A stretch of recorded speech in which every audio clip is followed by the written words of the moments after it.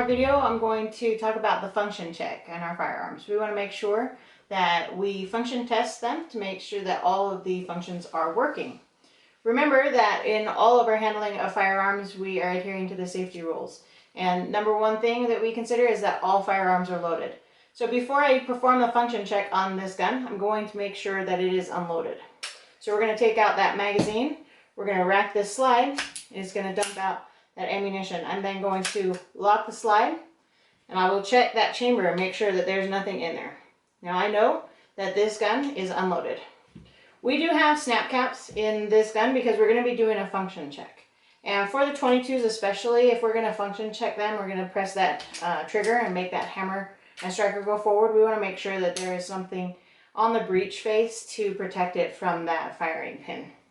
So I did go ahead and load it with the snap caps.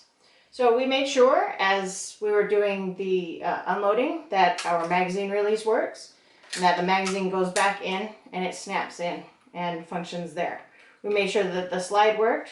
Right now our safety is on this particular gun. This is a Ruger SR22. It has an ambidextrous safety, has one on each side. So the safety is engaged right now.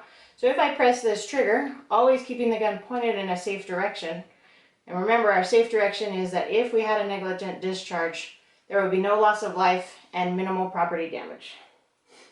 So if I go ahead and press this trigger now with the safety engaged, there's no tension there. Nothing happens when I press that trigger. If I go ahead and flip that safety up and I press this trigger, you're going to see that the hammer is going to start to move rearwards. And as it goes back and I hit that wall, it's going to come forward as the trigger continues to press. So that gun fired. I'm going to keep my finger on this trigger, keeping it held back. I'm going to simulate cycling this gun. So it will go, the slide will go back and will extract and eject that round, and it loads a new round into the chamber.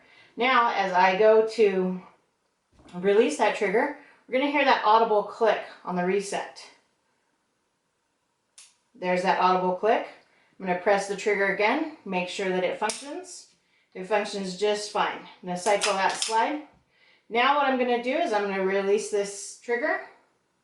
There's our reset point, and I'm going to activate our safety / decocker. And the hammer should go forward at this time.